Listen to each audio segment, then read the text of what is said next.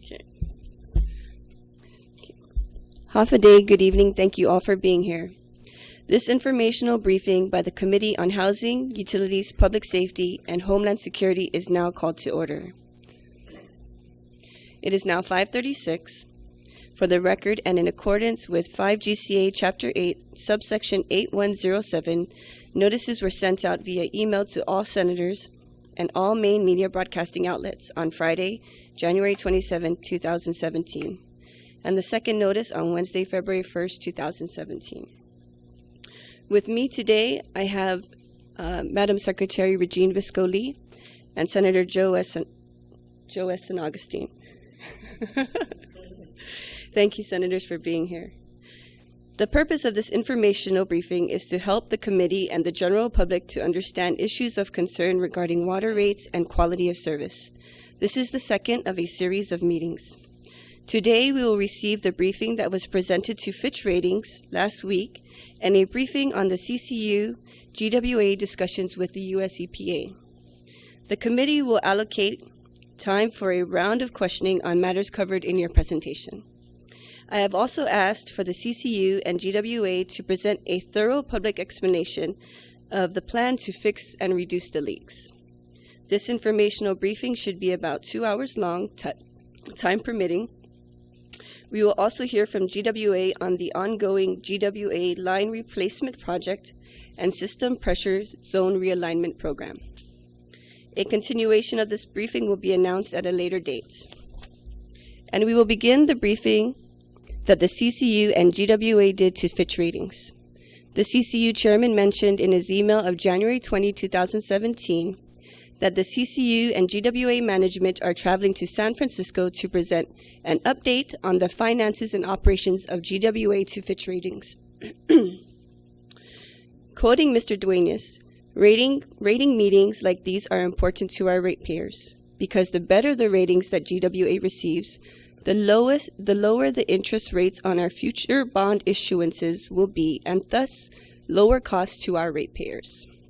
We have with us today to present is Mr. Joey Duenas, who is the chairman of the CCU, Mr. Simon Sanchez, Mr. Paul Kemp, Mr. Greg Cruz, Mr. Francis Santos, and Mr. George Bamba, and I think that's it. Oh, and Mr. Kelly Clark. Thank you for being here today. Okay, Mr. Duenas, do you have an opening statement and presentation for us?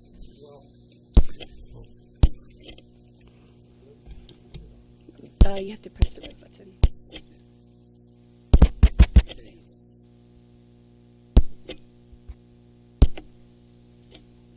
Okay. Madam Chairman, we would start where you, I guess, said we would start, which is the Fitch presentation, which is at the top of your binder. And basically, this is the presentation we gave to Fitch. Just as a side note, it's not only that the presentations are important, but the presentations are important because we try to achieve investment grade rating with all three rating agencies. When we do that, it allows us to better attract bond investors. Some bond investors are not allowed to buy bonds if the entity that's selling the bonds is not investment grade rated by 1 or 2 or 3 of the rating agencies. So like the Franklin Group is barred from buying if we're not investment grade. Some are barred if Fitch doesn't rate us. So that's the importance. It gives us a broader spectrum of potential investors to be rated investment grade with all three, and which GWA is, by the way, and so is GPA. So, having said that, this is the presentation, and if you want, I can go through it page by page, as we do with the rating agencies. Is that what you like, or? It's not necessary for you to go through page by page. We will go ahead and dissect this document that you gave us today. Can you just tell us what transcribed during the meeting? Well, basically what the meeting does is we try and come, and every time we meet with the rating agencies, we tell them the current state of our finances and our operations, and we also tell them where we're going to go in the future and what we're looking at. And then when we see them again, we tell them and impress upon them that what we told them we were going to do, we've done, and that the finances that we thought we would achieve, the financial results we were projecting to achieve, we have achieved. And so that's all in the grand scheme of things of what we do. The importance is so that they see that as we're going forward, and we told them that we are looking to borrow money towards the end of this calendar year, but in the next fiscal year for us, we're looking to borrow probably our last borrowing out of this group of borrowing to finish off whatever court order projects. And they asked us, well, when are you going to borrow? We said towards the end of the year. Do you know how much? We said not yet, because we're working on one very important thing. We're working on updating our master plan. And when we update our master plan, that'll tell us the projects that we have finished and the court order projects that will definitely be finished. Then what other projects would be very beneficial to our ratepayers? That will update our master plan. And then we will know how much we would want to borrow at that point in time. Okay? But all within the authorization that we've already received from the legislature and the governor.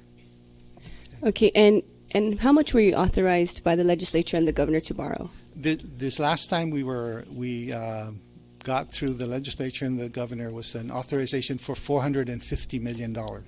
Okay, 450. You said that this last time. Yeah. So how much altogether to fix the court order projects? Well, the total borrowing for Guam Waterworks Authority is really $670 million. The initial authorization back in 2003 or 2005, 2005 was for $220 million, which we did borrow. And then we got an additional authorization to borrow the next 450. And it stems really, you have to understand, from the 2011 court order. We went back to court with EPA, and we sat with the judge, and we sat with US EPA, and we came up with the updated list. I think when EPA first came out and we did the first master plan, I think EPA wanted us to be very aggressive in the timelines, and we really couldn't do all those timelines. So they wanted us to update them on why we were not completing the timelines. So we did in 2011 is we sat down with them and we met with them and we went through our plans again and all the court order projects, and we came up with a schedule. Now, we didn't agree on everything. So what we did is we agreed on some things and said we could get these projects done by these dates. And then we said some of them will take us a little longer. They wanted an earlier date, we wanted a longer date. The judge made the decision for us. Because we went to the judge, we said, okay, we have a difference of opinion. The judge says, okay, I'm picking this date. As a good example, the Agate Santa Rita wastewater treatment plant, which will be a brand new secondary wastewater treatment plant from the ground up, which we're building, will start to accept wastewater by the end of this month. So now, is it complete? No, it's just the start. As you start this plant up, there is a period where you break it in, you start to do different things, you'll flush it out. Within a year, then it'll be up to running at full specs. And that will then alleviate the need for the existing Agate Santa Rita wastewater treatment plant, which is polluting the ocean. So, that project, for example, was supposed to be completed when we agreed to when we walked out of the 2011 court order. We said, that's going to take us a little longer. The judge split the difference and said, okay, you're going to be done by December of 2016.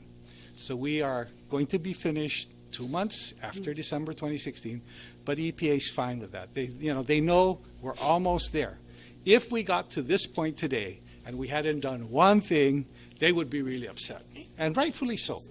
But they know the progress we've made. They also know that sometimes you have delays in construction work, and there have been some delays. But when I say completed, here's what I'm talking about. Within a year, that plant will be really nice. You'll see a lawn. You'll see all the fences in. You'll see all the nice things, shrubs, whatever. But when we start accepting sewage from the community, there may be no lawn yet. It may be just bare ground. And because It's the facility we need to. Yes. And then as we put the facility on, it's a process. Okay, it processes the sewage. So there may be some things you need to fine tune in terms of the chemicals you add, the amount of what's the word, Paul? The amount of the time you need to let it Digestion. how long it has to digest, the standing time, and all that. So there's a process that we go through, but we've already started to train all the people who will be working at this new plant because it's a secondary treatment plant. What we have on Guam, for the most part, we have a lot of secondary treatment plants, but they're small. The two big treatment plants that we have, Agana and Northern, are what we call advanced primary treatment plants. And we meet our advanced primary treatment permit requirements right now. We've met those for several years now. So what we're doing is, this plant is a good example. We're going to be opening it soon. There was something else I wanted to say. But in the grand scheme of things, these are all the work that we wanted, that EPA wanted us to do and that we want to do to have safe drinking water and to clean our water in our oceans. Okay? And just to clarify, Sure. the agate wastewater treatment plant, where is it currently dumping into now? No, the existing agate wastewater treatment plant, Mhm. it goes into a common outfall that we have with the U.S. Navy, who has their own sewage treatment plant on Big Navy, on Naval Station.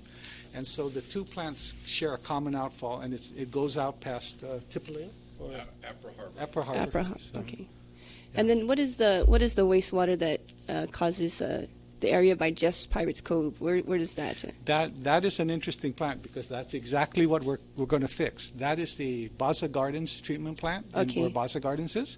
Yeah. And that currently dumps the effluent, processes, doesn't do a very good job. And it processes, and the effluent is dumped into the Tokta River that goes out by Jeff's Pirates Cove. We're converting that plant. See, that's one of the things we tried to negotiate with them. Instead of redoing that plant or fixing that plant, we're going to make it into a pump station and pump that sewage over to the Agate Santa Rita wastewater treatment plant. So that way we won't be dumping into the river at all anymore. And the other thing, and that's the other thing I said, is as we put this plant online, within a year, we're going to be upgrading its capacity again to take in the Baza Gardens. As we do that Baza Gardens plant and pump it over to the Agate Santa Rita plant that's right across from the CB's compound on the road to Agate, Camp Covington. Okay, so right across in that area. So as we pump the sewage over there, that will allow us to provide sewage services to the people along the Cross Island Road from Baza Gardens over. So that's what I said when I said that the plant, within a year after we start receiving sewages, within a year will be fully operational. It'll pick up the Baza Gardens, it'll do all those things. Okay? Okay. Just real quick, Senator Joe, I'd also like to welcome our Vice Chair and also Vice Speaker, Senator Therese Terlahi. Senator Joe, you have any questions? Yeah, I just have a simple comment, Mr. Chairman. Sure. You mentioned already that as of December 2016, you're supposed to be up. You're going to be ready by probably February or March. Well, by the end of this month, we will start receiving wastewater. Okay. into You're the plant. operational, minus the was that The Baza cosmetics? Gardens. Oh, yeah, the I really cosmetics. don't care for cosmetics Well- if it's a functional building. Yeah. But my concern is that you're saying that in a year, you'll be able to accept other sewage into Agate Santa Rita area. Well, Correct? we'll be taking Agate Santa Rita sewage to these new treatment plant, and we'll shut off the old treatment plant. Not right away, but as we transition to Okay, the new but plant, is- and but we'll pick up. But is there any mechanism to try to? I'm trying to find the word for it. You've got sewage going to the other plant, right?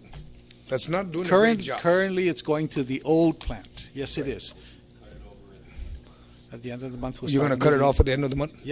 into the new plant. Okay, We'll start moving okay. it into the new plant. Okay, I was only concerned that I understood that in a year you'll be able to pick that up. And I'm No. looking at- No. In a year, we'll get the Baza Gardens sewage into the plant. Because right now, Baza Gardens hasn't been designed yet. We're in the final design stages to take that into a pump station and then to design the pipe that's going to bring it over to the Agate Santa Rita. So that's why I said within a year it'll be fully operational with all the things that we plan to do with it. With the upgrade. With an upgrade again to allow for Baza Gardens and everything. So the sewage that's going to the Baza area, Yeah, it's coming out of Tuxtla right now. it's shooting out of Tuxtla. And it's being treated, but the quality of the treatment isn't to the standard that EPA has wanted us to be since the 80s. So Agate is the first secondary treatment plant that the people of Guam will have built, designed, built, owned, operate, and it's the first one. And then we have this idea of taking the Baza Garda effluent and bring it over to Agate. And I'm only concerned is that as the population grows everywhere on the island, Mhm. as you move sewage to another area of the island, Mhm. if the population grows over there, what's your alternate course of action? If it starts to pump a lot over there and you can't get it across the island, No, it's What are you designed. The Agate Santa Rita plant is scalable. In other words, it's a design you can add capacity to it. What we are putting in first is the initial capacity that we believe is needed for the time. But if you grow, you can. In fact, that's part of the year's thing. As we go forward in this year, we're going to be scaling it up when the Baza Gardens flow from the sewage starts to come in. So it's scalable. I'm just trying to be, Okay. like the devil's advocate. Sure. Number one, you can tell me all about your growth you can have, but when something hits the fan, it doesn't matter. Your growth's not going to happen. There's already a growth of population on one end of the island. Mhm. How are we going to stop the? What's that? You said the rating is not meet EPA. Is there any mechanism in place to make sure that within the time period that you're dumping sewage in Tuxtla, you can offset it a little bit so it's not so bad? well, I mean, we currently mitigate it as much as We you can. can at Baza Gardens. Okay. We know that that's not the solution. The Okay. solution is getting Agate open and then getting the investment in the infrastructure so that Baza Gardens can pump all the way to Agate. Okay. Right? So, it's a matter of you're shaving off some of these problems by degree. Starting the end of this month, all the current sewage going to the Agate treatment plant, which is not being properly treated at secondary treatment, will Right. start being properly treated at secondary treatment by the Okay. end of this month. Then, Right. as the chairman has said, we've designed it to take on more capacity from Talafofo, Baza Gardens, because we want to retire that and that Yes. Tokcha River problem, get it all the way over to Agate, consolidate there. So we sized the plant. When we planned the plant, we did the 2008 master plan, we did projections on the size of the plant, and we now are building that plant. We believe it can handle Guam's population growth in Agate, in that Agate Santa Rita basin for 20, 30 years, and it's scalable. As the chair, I mean, you can't build infrastructure to say last 100 years. Nobody could Of course. afford it. So you build it in increments and you make it scalable. So, but that's I think the most important achievement that the community will achieve is actually opening this plant. We were sued in the 80s. This is why we got sued. Right. This is why EPA sued us in 2002 after waiting since notice of violation since the late 80s, saying, and it was all Hanamtaki. It started with Hanamtaki, and then it moved to safe drinking water, which, as you'll learn, that's why we spent a lot of money on tanks and leak repair and chlorination and things like that. Understood. Okay, but I'm just trying to picture that you've got this will be the second plant on Guam, correct? No, this will be the first secondary treatment We have plant. right now. We have Right now, all the plants are processing waste right now. Okay. But they're only processing it using advanced primary treatment. That's the highest level we've been able to take these plants to. Okay. In the end of this month, Agate will graduate to secondary treatment, which is where we want all the plants to graduate. Okay. Eventually. We've been on a waiver since the 80s. The waiver's over. All of us have to go to secondary treatment, San Diego, Puerto Rico, Guam, Samoa. Okay, then And that's what we're doing. then I'll jump to exactly what I was going after. Is if you're saying Agate's going to be the secondary treatment plant, Yeah. are the other plants going to move up to secondary? The northern wastewater treatment plant up in Harmon Yes, I know. will be going to secondary treatment. We're going to upgrade that plant to secondary treatment. So then you end up with And, two. Well, we're going to end up with. Well, actually, we have more. Let me back up from it. There are actually 7 wastewater treatment plants on the island, different There you go. sizes. That's what I wanted to hear, Mr. There's, Chairman, because all I hear about is 1, 2. No. I need to know Okay, the so two let numbers. me give you the bigger picture. Okay. Okay, there are actually 7 wastewater treatment plants on the island. Okay? There you go. The big ones, the two big ones, are the Agana one that you see right down here, Yes, sir. and the Northern Wastewater Treatment Plant. And those are both advanced primary treatment plants. Okay. And they were not meeting their permit requirements for the longest time. That's why we got sued. And they now are meeting, because of the work we've done on them, they are now meeting their advanced primary treatment plant. Okay. We also have a plant down in between Mariso and Umatic. When you leave Mariso going up the hill, Right. there is a small plant there that is secondary treatment. It meets that permit, but we've had to upgrade it. So we're doing work on that too. There is another plant over at Inarajan, behind the UOG station or Yes, something over that's there. Up on the hill. Up on the hill. Okay, there's a plant there that is designed and it does fulfill the secondary treatment process. There is another plant at Baza Gardens, the one we talked about, because I'm going around that way. That one is not meeting the permit requirements, and we will take that out of service and make it a pump station. So it won't be a plant to pump over to Agate. There is another plant down in Chalampa, in Pago Bay. You remember the old Socio project? There is a small package plant down there that the developer put in, and what we're going to do is turn that into a pump station to pump it out to Route 4, and then pump, because on Route 4 you have all the sewage coming down the hill from Jonia, and there's a pump station right down at the foot of the road that goes up to Route 10 intersection with Route 4. Right. And so we'll take that and pump that out and pump it up. That goes to Agana sewage treatment plant also. So there's, let me go back again. There's the Agate one that's new, that's replacing the old Agate. There's the Agana, there's the Northern, there's the Umatic, there's the Inarajan, there's the Socia and Baza Gardens. Those are the 7. But 90% of the wastewater on Guam comes out of the The big two, three. two the big plants. Now big 3. When you count Agate. When you So, I mean, that's why you only hear us talk primarily Mostly about the about- big 3, because that's where the big money is going. Agate is 70, 80 million. DOD is helping us with Northern, that's 130 million. 130, And 140 we million. haven't determined when Agana will go to secondary treatment yet. But clearly US EPA will want us to do that. And the challenge for us will be ability to pay, ability to borrow. You know, rates are challenging for people already. And, you know, EPA's general approach is, we don't care what it costs, just do it, do it, do it.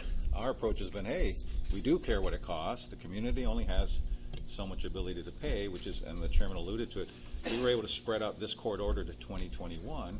EPA wanted all of this completed, borrowed, raised the rate, borrow the money, put in the ground by 2014. That was like Buildup 1. Everybody knew that was never going to happen. So we've spread it out. We're trying to swallow this first $670 million of borrowing, $520 million of CIP projects that will be in the ground by 2021 based on the current plan that we're completing now. Thank you. Okay. I understand that the US EPA also, did they give you some money to deal with the court order to meet the requirements of the wastewater treatment plants? Not so Or- much court Not- order, but there's a real good graph in here that Okay. will How shows much you did that- US EPA give? We can show you this graph. It's in this. The thing that strikes us is, since we've been doing it, we used to get a couple million a year. Yes. And then after 2010, we got 12 million, 15 million, 8 and 9. So 12 million.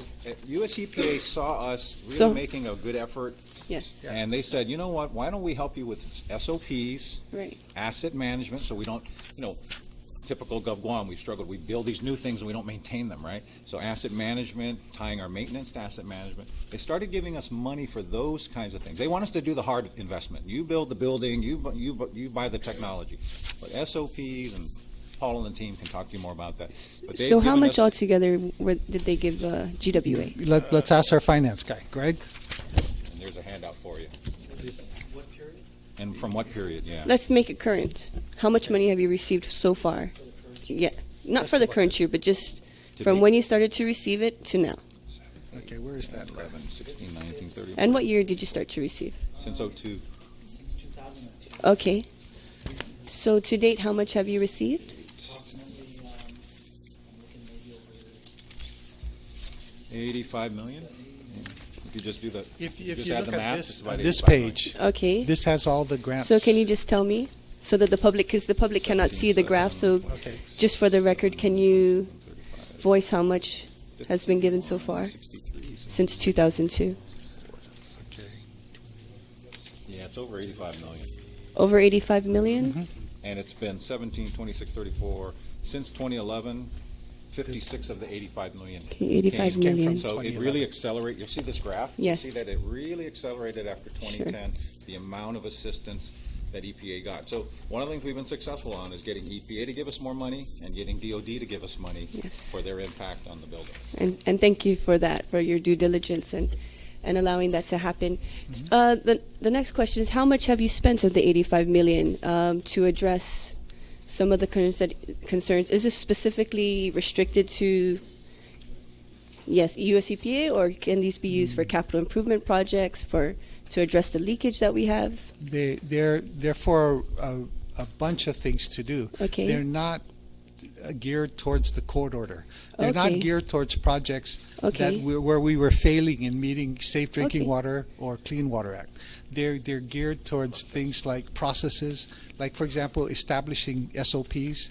They actually come in and help us to write SOPs and then follow them up. So 85 Asset- million for No, SOPs? not just that. Okay. They also do pipe replacements. They do Okay. a lot of other things. But I'm just saying, it's not court order project things. I understand. Okay. It's other things where they thought we were struggling and trying to do a good job, and they wanted to help us. So how and much this was is grant funding. This is not loans. We Okay, don't pay so that. how much was facilitated to date How to much is in address the the ground? needs of GWA to improve the customer service and product to our customers? I think out of the $85 million, what do you have left? Out of the 85, my recollection is we have around maybe 20 million That we unspent haven't spent yet. that has 20 been million awarded, yes. unspent. Yeah. And Okay. the way this works with EPA is they give you a grant, and the grant goes for several years, so you have to use it over a period of time. It's not something, and then if you don't use it, then you lose it. So we always try to use it. Okay. Okay. And I recall several years back, and please, No problem. correct is me if good. I'm wrong, Sure. that there was a test done, some kind of listening test for our waterway system to determine leaks and so forth. Where are the results for that test, or what came Okay. from that? Okay. What we did is back in 2010, Paul? About 2010, 2011, we thought maybe part of the problem is what we should do is do a leak detection and leak repair. So we actually hired a contractor to go around trying to find leaks and repairing those leaks. And we found out two things. First off, we found out that some of the pipes were so old. Now, let me back up bear with me for just 5 minutes. I'm trying Okay, to 5 minutes. 5 minutes. The system on Guam was not very well designed or very well constructed. It is layered. Right after the war, the military started putting in infrastructure. And they didn't sit down and say, where are the people going to be? What's it going to be like? They just started putting in infrastructure. And then the organic growth on the island started to put infrastructure. Developers came along, like Kaiser, and they started to put infrastructure on top of that. Other people have come in and put in infrastructure. Then the military built bases and put infrastructure in on those bases also.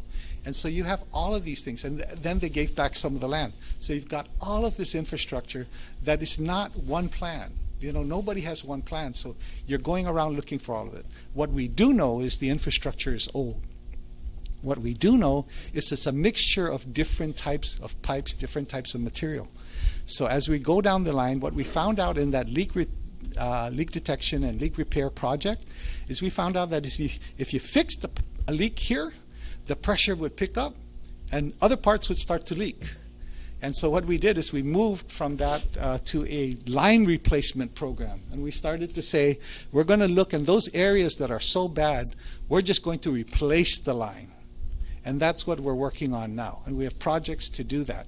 And that's why one of the things that is crucial that's happening right now is updating this master plan of ours. So we're taking a look and saying, okay, this was our original master plan when we looked at it back in 2000 and Simon, the master plan was 2003, 2004? 2008 master plan. 2008. They gave us some money for that. They gave us some money to do that. But as we looked at that, we now are in a better position to say, you know what, some of the things we looked at, we need to update where we are and say, what else can we do that's better than what we thought we were going to do in 2008? So 8 years later, 9 years later, this is where we're at. As we go through this, that will help us as we go forward on where we're going to need to invest the money. Okay. So how far have you gone with the master plan? The updating of the master plan will probably be finished towards the end of the year when we get ready to borrow the next bunch of money, and that's why. So we how said far to- have you gone with updating? Like 50% complete? No, 60%? to be honest 30%? with you, I don't know, and the best person to answer that is unfortunately our general manager, who's not with us tonight because he's on a Okay. trip. We Okay. have a draft of volume 1 so far. Oh, that that's we're right. doing. Okay, so it comes in volumes actually. Sure. It's that big. So we have a draft of volume 1 that we're reviewing. Which is the and- general overview. Yeah, and then there's volume 2, which starts to identify the actual Water and 3 is wastewater. that identifies the projects for water and the projects for wastewater. And so what is the impact? Because you have a 5-year rate plan, which ends in 2018, right? Okay, right. What is the impact for the future rates? We won't know that again until we finish the master plan, so that we can kind of understand the projects that are needed. The projects that are needed will then drive what they're going to cost and how we're going to pay for them and what the rates will need to be. And you said that it'll be done by Well, it should be done towards the end of this fiscal year, the end of the calendar Fiscal year. year. fiscal there- or calendar? Well, both. You know, we hope to go to market by the end of the calendar year, at the end, at the latest. So September. Well, between September and December. That's what I'm trying to tell you. Okay. Unfortunately, it crosses over between fiscal year, calendar year. But the money we're borrowing this year has really nothing to do with the master Master plan plan, we're updating. right. The money we're borrowing this year is to To finish finish. the $450 million borrowing plan, which came from the 2008 master plan and the 2011 court Court order. order. We came out of there saying, okay, to make this happen and meet the court order by 2021, we need to borrow $450 million. We then put up a rate plan Right. that raised the revenues to give you the debt service Right. for the borrowing. We've successfully borrowed all but the remaining $70 million out of the 450. 70. Okay. And we'll do that at the end of this year. But it's the same concept, though. We're going to get a master plan by the end of this calendar year. It's going to tell us where it thinks we need to go. All right. We're also going to have EPA have their ideas about things they want us to do. And there may be some, and we assume there'll be some marriage in agreeing that these things are to be done. The challenge, I think, in the next set of rate cases and the next plan is the people of Guam have made some pretty big sacrifices to get us to this point. And we've shared with EPA, there's only so much ability to pay. No matter how much you wish to enforce on a community, they only have so much. So, we've spread out these rate increases since 2004. I mean, that's how long we've, that's the only way to raise. How do you raise $650 million? You with rate increases, you got to spread them out. So now we'll get a new master plan. We hope it's not another 650, $500 million, but when you think about water leak lines and sewer lines that have been in the ground for a long time, those are the things that keep me up at night going, wow, is that going to be the next EPA court order? You've taken care of how you process the waste. Now this is what they did to Hawaii, $5 billion court order, 25 years. They gave them 25 years to fix all their sewer lines and then fix their 2 remaining wastewater treatment plants and take them to secondary treatment like we're doing. At the end of the process. Right, but Yeah, they did and- collection lines. So, the master plan is our attempt to say, what do we believe has to get done to continue to protect the environment, ensure good quality water, deliver that water, and take the wastewater away, and keep it as cost effective as we can, because the community only has so much ability to pay. When you do the numbers, you'll find that 70% of the rate increases of the last, since 2005, has been to fund the debt service on the borrowing to put $500 million in the ground. So the master plan has a lot to say about what the next set of rate increases may look like, how fast we pursue them. Because we challenged our team last year, said, can we get by with a smaller rate increases? And because we were doing better than we projected, so we cut it in half. We're going to see what else we can get away with, because we know it's tight. But we also know there's a new list coming out, and we don't want to fool anybody that. We finished the court order. It's all done 2021. We never have to worry about our water and wastewater system. There's a lot. We're rebuilding a system that was built since World War II. We're doing things that should have been done since the 80s, but now we're doing them in the last 20 years. We're cramming them into 20 years. And now we get to at least take a breath and say, we're a better utility than where we were in 2003 when we first got sued. We're doing a second master plan, good relationship with EPA. We're credit worthy, so we can borrow the money affordably. But what can the community really afford to spend? How much more can they spend on water and wastewater? That's our challenge, I think. And- we'll have to determine but you got to see that plan first. We've Yeah, got to see what it is. and there is something I need to clarify.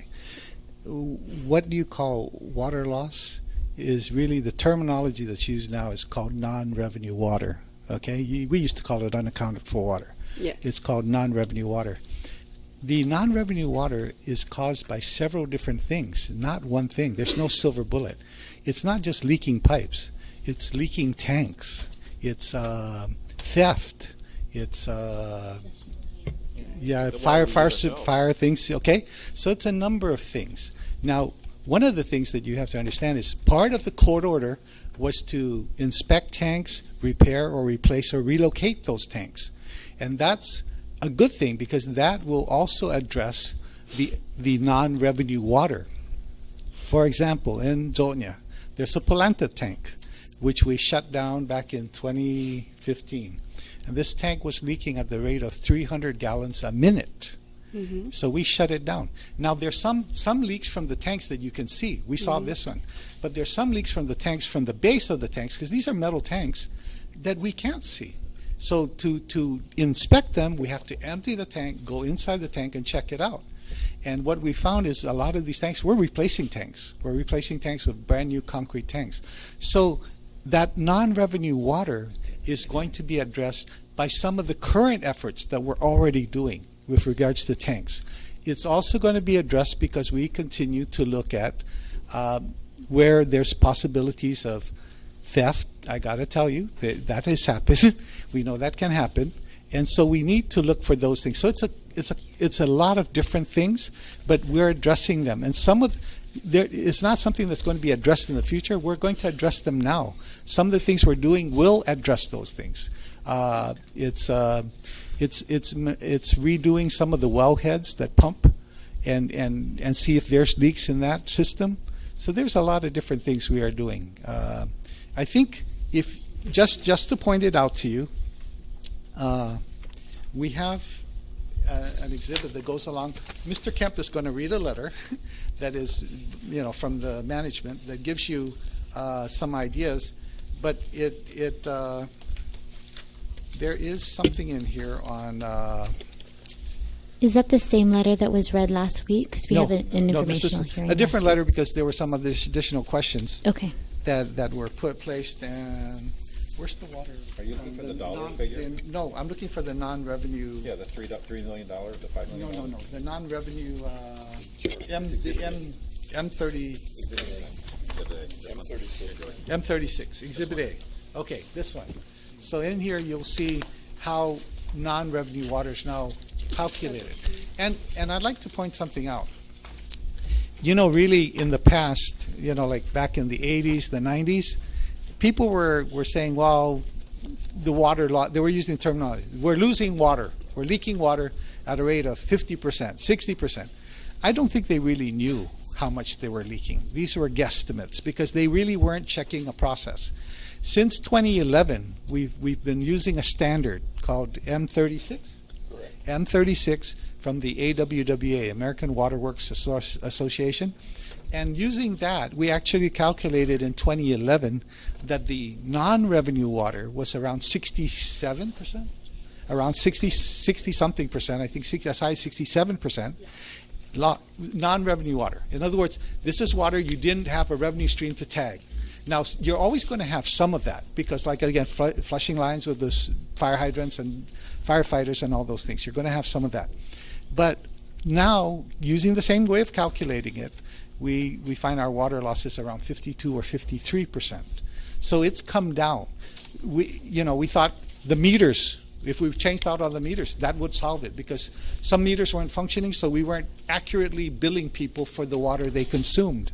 We've changed out the meters. It did have an effect. When we replaced the tanks, because the tanks is one of the biggest items to replace, it's about $120 million of the $520 million is tanks. Yeah, it's tanks. There's a little bit of a discrepancy between the 53% that you were mentioning and then the AG's report. The OPA's report. The OPA's report, I'm sorry. Because the OPA only looks at it from dollars and cents. Okay, and then we're looking at it from the way you calculate, because you have to include for the per gallon or whatever. No, per gallon. Right. But We're looking at how the industry. So two things. So we gave the auditor. We always give the auditor that number. She gives it that to us. As we refined and moved to AWWA M36, then we now, that's our new Bible, and I'm not sure, I didn't sit in on the last exit audit where she, Yeah, she got her neither did number. I. But the number we're working with, using a standard that EPA understands, the financial industry understands, we've gone from 63, 65 down to 53. There's an attachment here. You asked last time, what is the estimated cost of that water loss? And you'll see it's about $5.4 million a year and that's primarily energy and chemicals, right? Because the water comes up, you're pumping it up, but then it leaks back down. Luckily, most of the water just goes right back into the aquifer, but we're spending money to keep pumping it up. So you lose some electricity, and we put chemicals into the water to chlorinate, right, for cleanliness, and we lose that when it re-leaks, when it goes back into the ground. The good news is, we have a wonderful aquifer that recaptures the leaks up north as we whittle them down. I mean, no one is happy with this. But when I did the math, I said, if we could cut the water loss in half, it would save about $2.5 million. This is out about 100 and, what do we know, 120 million a year, 112? About So 110. there's like a 2%, in a perfect world, we could knock off 2% off of rates. So the average rate right now is about $65. So maybe it would be $64 if we could get to the perfect, unaccounted for water. So it's not something that, that's killing us. It's something that's important to whittle down. But as you keep it in perspective, 70% of the rates is for the debt service on the borrowing in order to meet and rebuild the system. I Then you think get these incremental costs, these marginal costs like water loss. That At least it was a great question, and we wanted to know the number, $5 million a year. Cut it in half, we get down to 25%. It'll go down to $2.5 million a year. We'll work through it, but it's as you'll see in the testimony, it's a process. It's not. We don't just snap fingers and it happens. We've got to find these leaks, fix them. We now have the authority in a position where it has cash flow, because it is strong financially, to attack leaks without us having to go to the bond market, right? And that's something we really wanted to get to, because we can't just keep running to the bond market. It's expensive, right? So we've got 8 to 10 million a year in our cash flow. That's why we're seen as a strong financial player. We're credit worthy because we have good enough cash flow to attack some of these problems with money that's in our rates already. We don't have to go borrow, right? And every utility, even GPA, has a little bit of cash flow. It does for line extensions. It just does for, in our case, we're going to do it for leak repair. We can't keep running to the bond market. Give me $50 million for leak repair. You guys are wrestling with whether to borrow $50 million for the roads, and then how do you keep them going forever and ever and ever? We now have GWA in a position where we have a little cash flow, $7 to $10 million a year, that we're going to dedicate to line replacement and reducing these water losses. While we build all this huge monstrosity of a new house that we were court ordered, we're catching up with what we as a community should have done 30 years ago. By 2021, we're going to have secondary treatment up north, secondary treatment in Agate, Mazza Gardens pumping over, a lot of good things. The tanks all replaced, which will help us with the water leaks, pressure, and water quality. A major investment in our infrastructure that, if managed wisely, will last us another 40, 50 years. We will have bitten off a big chunk of it and put it into place. And the community has sacrificed. The rates have gone up. Right. But we have a much better system. I like to look at it this way. When I saw the PDN article that Bert Johnson was saying, well, we only have 48% water loss. And I said, well, maybe back in 1998, they thought it was 48%. But I look at it this way. Today, we've achieved secondary treatment in Agate by the end of the month. We've got primary treatment, no more Hanamtaki going into the ocean. Your water's safe to drink. EPA in 2007 came out and said the water's the safest it's ever been. And that's what we've done for our system to get it to where it should have been. And now we go through the next set of maturity. How do we sustain what we've invested in? And what new challenges remain, like water loss, like collection lines for wastewater, making sure the wastewater gets to the sewage plant. Those are the new challenges that will and replacing some of the infrastructure that's 50 years old. Right. Because that's some of the stuff we're going to do. So last week we had this discussion and we were talking about the percentage of water loss, and it was just so startling for us to kind of hear that number. And in the news it was talked about a lot, and you run into people out in the community and they're very concerned about that. And so my question, and I'm not sure if you're able to come back with a better understanding, a better number. I did quick research with my team, and we were able to determine that in about 110 municipalities across the country, the average water loss was 12.1%. It's The between 20 median and 20. water That's a loss good number. is That's a good number. 9.9%. That's a good So, yeah, Mr. Sanchez, you're talking about bringing ours down to 25, but we can.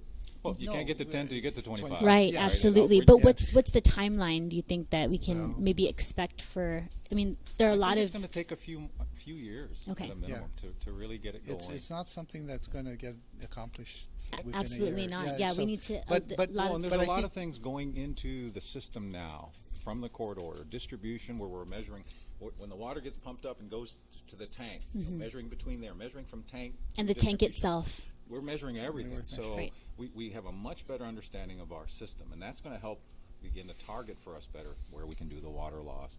But, it's really been a challenge when, at the end of the day, when we were first sued, it was about Hanamtaki, and you couldn't drink the water. So when you're given a list of things to tackle, Hanamtaki and having clean, safe drinking water was what EPA wanted us to assure that we would comply with, because we were being sued in 2002 because we were not complying with the Safe Drinking Water Act and the Clean Water Act. And we were sending raw sewage into the ocean right out here, right? So the first $100 million was fix those two outfalls, fix Northern and Agana wastewater. Now we would love to have thrown $100 million at leakage, but we didn't have that option, right? And so part of it is, what can you do with what you got? What do you have to do? Where other players are saying you just must do this, Yeah, basically. and how do we? And Tan Maria, our citizens only have so much money in their wallet. Right. How do you manage all of that? And that's what's produced what essentially will be, if you figure we've been sued in December 22, when this is all done in 21, a 20-year project from lawsuit to completion of phase one of lawsuit, an investment of a borrowing of $650 million to put $520 million in the ground. That's what the community has had to do in the last 20 years to build a system that clearly was failing to meet standards. And now, at least, I like the fact that today we can have an intelligent conversation about water loss. How can we knock it down? We actually have a number. We know it's $5 million. How can we knock it down? You want to knock it down. We want to knock it down. But while we're knocking it down, we got to finish the tanks. We got to finish the wastewater treatment plant. We got a ton of CIPs to put in the ground and make sure that they're serving the community that has loaned the money for it. So when we're talking about the $670 million total total borrowing. Total borrowing authorized, authorized. does that include what it takes to maintain and operate Agate Santa Rita and all the other plants, or what No, is that will come from rates. so that's just for To CIP? operate. That's is to for the build it. that's to build it. Okay. That's to build it. That's to put about 520 as But you were Commissioner Sanchez said. mentioning that EPA gave you some money to do SOPs, and so Yes, and asset Right. management. right, and so and some a of whole that bunch of money stuff. was used to Well, it's- train our employees and make sure that Yes, we're able to yes, maintain and these. to put systems in place so that Right. we would maintain the system we built, Okay, as opposed to in the old days they would build something and then forget about it, exactly. and then it would fall apart. Right. And so that's going to change, and that is changing. So, in fact, if you really think about it, if you look at this graph on the summary of the grant fund, look at it in 2002, and then the next year it went down. In 2005 it went down. 2006 it went down. In 2007 it started to go back up again. And in the since 2011, it's been in double digits millions except for the last 4 years. But it's been a lot of money that they've put into the system for us.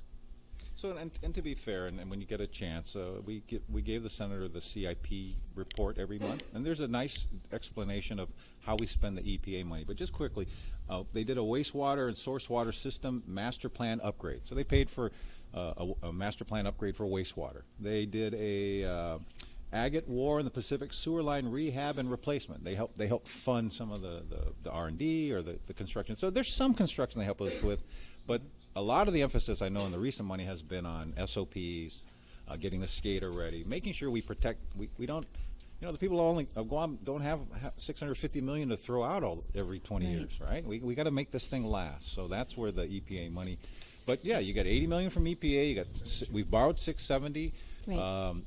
DOD's going to throw in $130 million. By 2021, we will have put in $880 million into this island system between GWA ratepayers, DOD, and US EPA. Right. So EPA has been a big partner in all of this, and I wanted to ask you were talking about the 2008 master plan, and at that year we had a change in federal administration, and we're coming up on another big change in the federal government. So I just wanted to ask how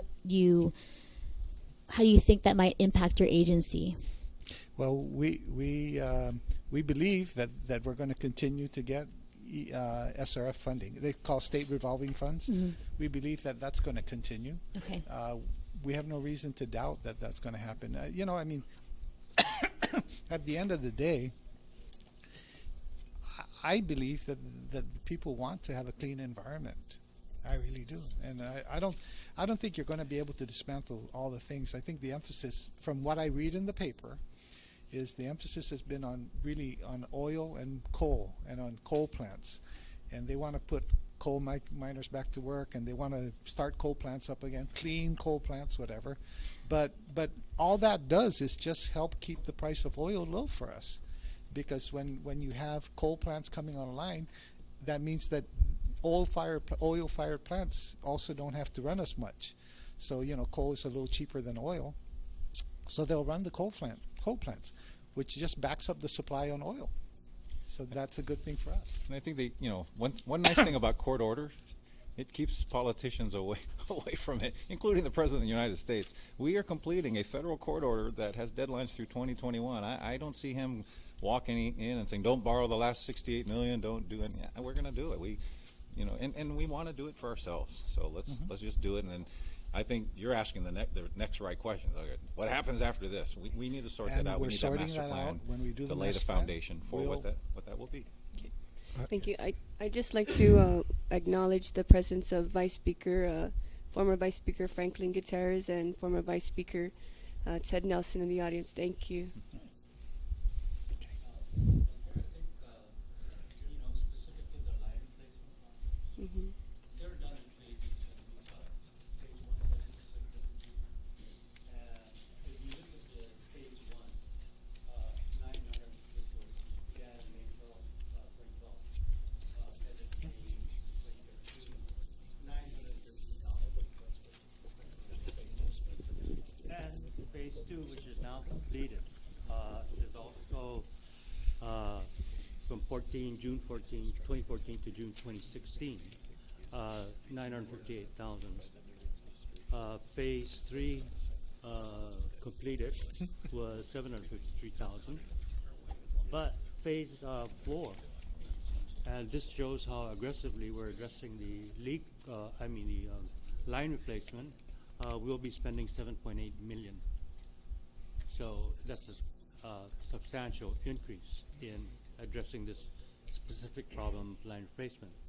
And with respect to the EPA grants, I know that at the beginning of the Trump administration there was a freeze on grants, but that freeze has been lifted. So we will continue to receive federal grants from the US EPA. Yes, go ahead. Madam Chair, I'm just, I like what they're saying, and Mr. Chairman, I know the people of Guam wants clean water. Okay. They want your system to work. That's not even about saying. But I'm only concerned is that you've addressed the issues. I'm just, unfortunately, I wish this thing was, I'm not going to say paginated, but this tag so we know what we're looking at, because I'm busy funneling through it, and I'm like, We just got that 30 minutes yeah, before. I'm trying to find it. I mean, I found what you're talking about the grants. It's on the back. And the line Back replacement. end, and I found what you talked about the pipe, the fixing and everything. But I'm concerned about, you brought up about the master plan. In 2002, all the problems you've identified is clearly understood. 2008, you had a master plan. 2011, you had court order. Well, we updated the court order. There actually was a From the court master order. plan. From the master plan. 11 was related to 08. Yeah.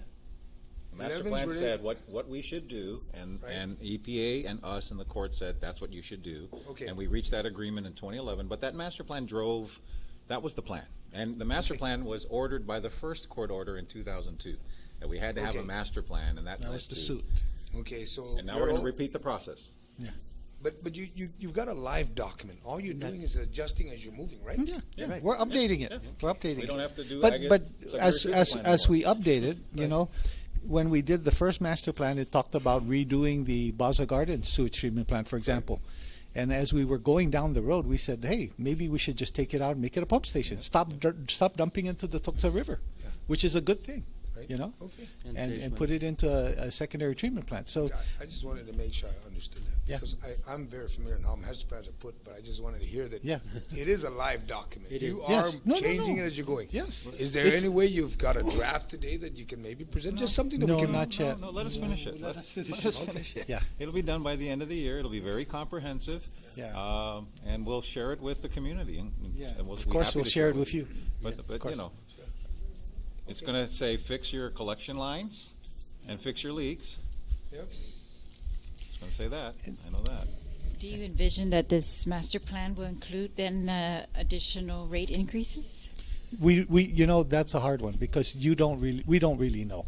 Here's the thing we're looking at. You have to understand, we borrowed money back in 2005. That's when we started the bond borrowing.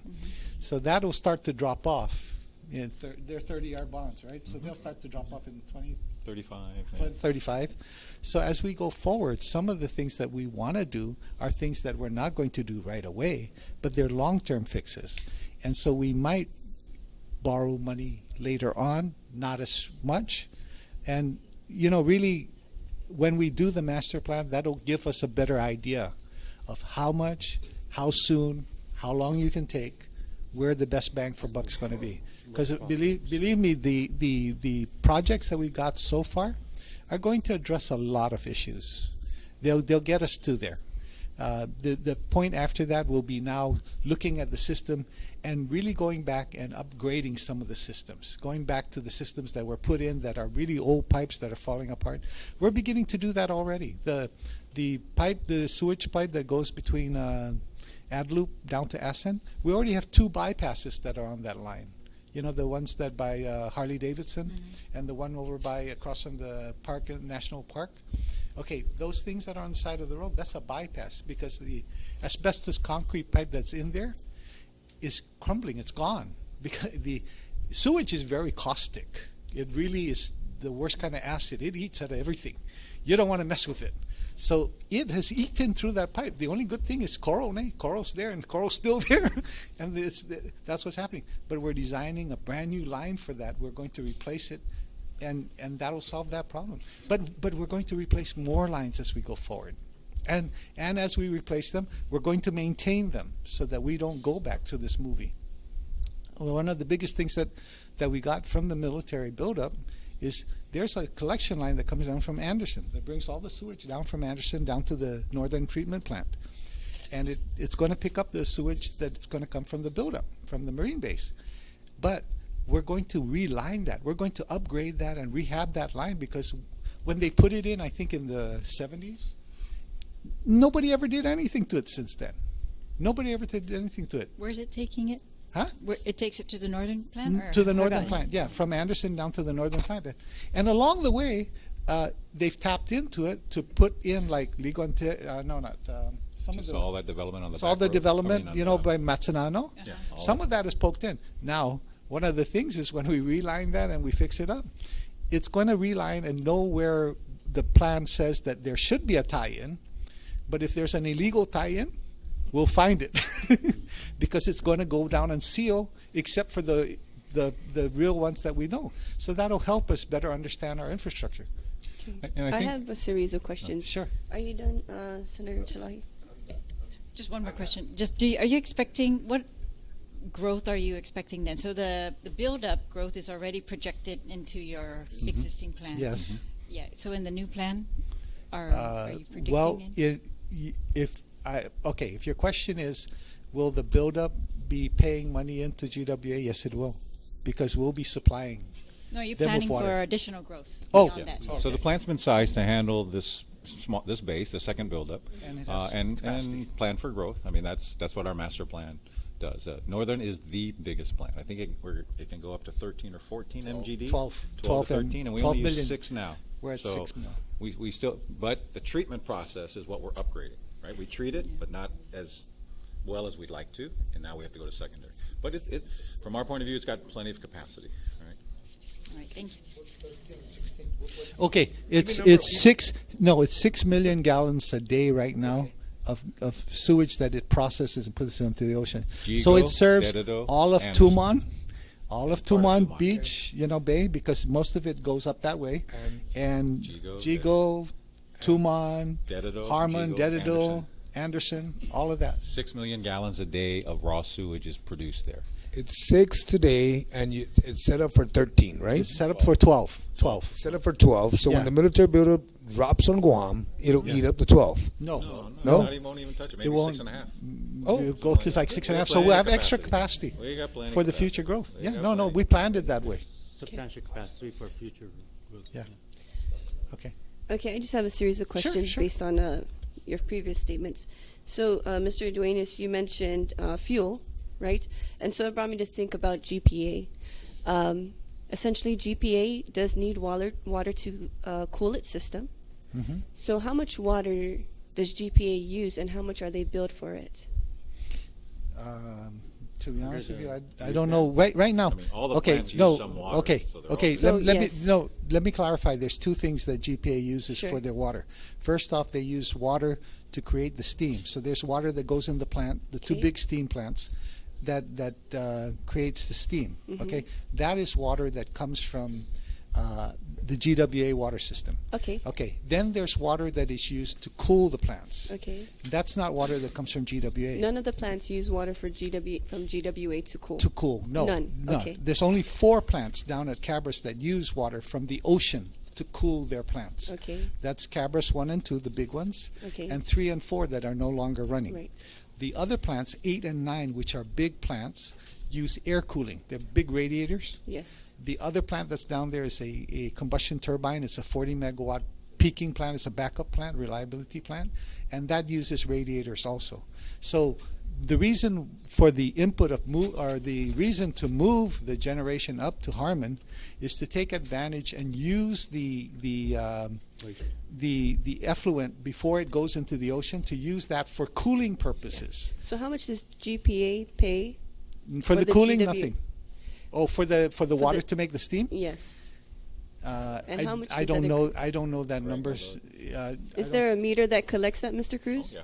Oh yeah, that's Well, they're the. metered. I don't recall how much they pay.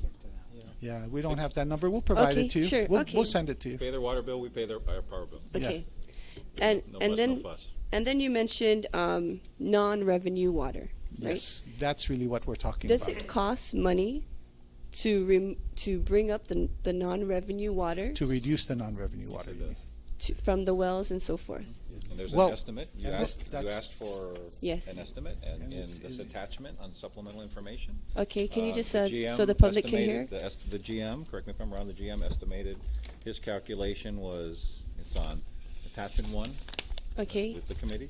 It's number 2. The question is, what is the cost of the water, quote, loss? GWA estimates the cost of non-revenue water on an annual basis is $5.4 million for FY 2016. so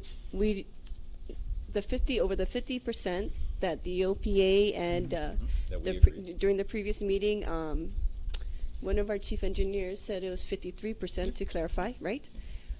He stated that for me it doesn't add up, because how are we still getting a $28.5 million net profit, but we're losing over half of the water?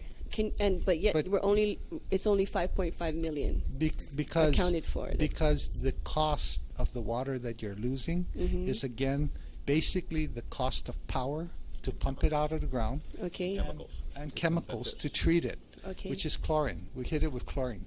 okay. That's the cost. And when you look at that cost, that cost is only about $5 million. Here, But it's the still number, being transmitted, right? The water's Yeah. still going through the transmission and but- distribution yeah, lines? but, Yeah, absolutely. but the Everybody has power, water. but the power, Right. We but just the, lose some along the way. Half. We're losing half that. But Yes. half because we're Yes. using some of it, right? Right, So, over I mean, half. Yeah. No, Okay. but the utility uses some of it too. So that's one of the things we're trying But to get a better okay. handle on is what is Okay. our use, right? Senator, We flush lines, we water down the plant. So that's this new. Everyone going to this new standard agree that you will now measure things in the same way. So that's Okay. what we're trying to do. So at the end of the day, when you want to find out what does this cost, it's the cost of pumping it up out of the ground. It's the cost of the chemicals to treat it. Okay. And the power bill for GWA right now is around $900,000 a month. Okay, so So yes. if you added that all out, just what you'd lose in that would be around $5 million. So you said the cost of the power bill for GPA. Are you talking about the cost for the wells? No, the the cost to cost pump of up all this power this to water. pump stuff up, to pump the sewage through the sewage system. It's The whole $900,000 the whole a month? cost of Pump up GWA all- everything. to pump everything. And the wastewater The plants wastewater to plants pump their to stuff. pump their stuff, to do everything is 900,000. So it's not 900,000 just for the water. So yes, I it's understand. 900,000 for everything. Okay. We have All the all the electrical lift we use. stations, all the lift stations, like the one that I mentioned that's down at the foot of the hill of Route 4 going up to Route 10. That's just one lift station. You have, how many lift stations do we have, Paul? 60-some. 60-some lift stations. Okay, so that brings me to my next question about Sure. the cost of the power to bring Sure. up the water. Okay, so Well, we can't isolate it to just water. The cost of power is the cost of power for everything. okay, so it must be less than 900,000 if we isolate it to just water. Oh, yes, it's Okay. much less. So several months back, there was contamination in the system, right? And I know that it was a very big deal because there was a delay in the reporting to the public after it was discovered. Now, and those account for 3 wells, right? Those were 3 wells that had the contamination. Is that correct? So how much did it cost? Okay. Is that correct, yes or no? Three Just yes or wells, no. three Three wells had wells. elevated levels of this new chemical that EPA Right. wanted us The now to start PFOS, to right. control for. Okay, And But- EPA that's okay. just- You don't need to explain. I just wanted to No, but, lead it but, to the. but there's a little bit of a misunderstanding there. It's not a delay in reporting. Oh. What it is EPA every year says we'd like to now test for these chemicals. Okay. We'd like to see what the level of these chemicals. And they had set a threshold prior to that testing for these chemicals. And when they saw the number of wells that came back, some of them came back with elevated levels. They said, okay, we're going to lower the threshold. And when they lowered the threshold, that's when the 3 wells exceeded that threshold, the new lowered threshold. Okay. And that's when they said, okay, they didn't even come out and say you need to shut them off. They said, okay, let's think about this. And we started So to look at. EPA said to let's think They- about it. Well, you They can didn't give mitigate. you You can any. leave them on You and can leave mitigate. them on. You can put some. You can put filters put on filters them. on. Are those and- wells on now? No. Okay. How much did one it cost? We're going to bring back one soon because Okay. we're beginning to work on We're filtering it. filtering it. Sure. Did us shutting off those wells? It seems to not have an impact on water distribution. It doesn't have an impact on water distribution, but And how about to the customers? But it does have an impact in how you manage the system. But so- does it have an impact to the customers? I don't think the Well, customers because the realize. system is redundant, we can get water to people in People, different we ways. move So even water though around. we have Okay. 110 wells, so even though we shut down 3, I mean, Then we can get really water don't to need to people. bring that third well. The Oh, 3 no, wells. no, Want no. to We bring it may back want up. to bring it up. Stable- We may because want. then you can fix things. You Yeah, can not you. saves us some money. You also saves us. Shorter distribution costs. How much So- does it cost to bring up power for those wells? How much does it cost to operate those wells, each well? We don't. I don't have. We don't have. We can get you a We number. can It get you depends that. on the It size depends on and the size of the well. Can you get me the cost for that too? Yes. Okay. I'm But- trying to but- move this along because we have Yeah. a Let me just short period explain of time. the 2 wells that are still down now. Yes. We want to bring back. The only problem is the 2 are the ones down by McDonald's, Yes. and we have a space limitation. So we might, in order to put in the filters and the other stuff that we need to Yeah. put in, we might need to get more space. I'm okay. just thinking in an operational perspective Mhm. that if these wells do not impact our customers, and perhaps these wells being off can be a cost-saving measure, and we're leaking more than half of our water, is it possible to explore the avenue of turning off certain wells and balancing the system, Mr. Kemp? We have done Some of that. We have done some of that already. We have put some wells on reserve. The issue with these wells is that they're cheap ones to operate, so we would prefer to use them over some of the others that are being used. They're very So productive could you wells. for Mr. Kemp? Yeah. Could you supplement some of these wells, if you choose to turn these on, if it's more cost saving, and then turn other wells off to Yes, we had level done- out the system? We had already done some of that, and we've had to bring some of the wells that were put on standby because they're expensive to operate. We brought those online to make up the difference. Okay. And there's another reason why we would want to still have these wells. In order to maintain the wells, sometimes you need to shut off wells. Yes. So you would want to have wells that you could turn on so that you can take a well off and redo the motors, work on it, or do something with it. So Okay. it's not a case of this one size and that's all you have. No, you want to have overcapacity so that as you maintain your wells, you can take down. It's just like the power plants. Well, I understand having overcapacity, Okay. but if we have a loss of non-revenue water of 50%, half, okay, I don't want to say 58 or 53, but just half, I would think that we'd want to explore some of these options. We are. Yeah. We are. Okay. And then can we talk a little bit about the distribution of water? So can you please explain how water is pulled out from the well and transmitted to our customers and also to the new tanks that have been replaced? Mr. Kemp?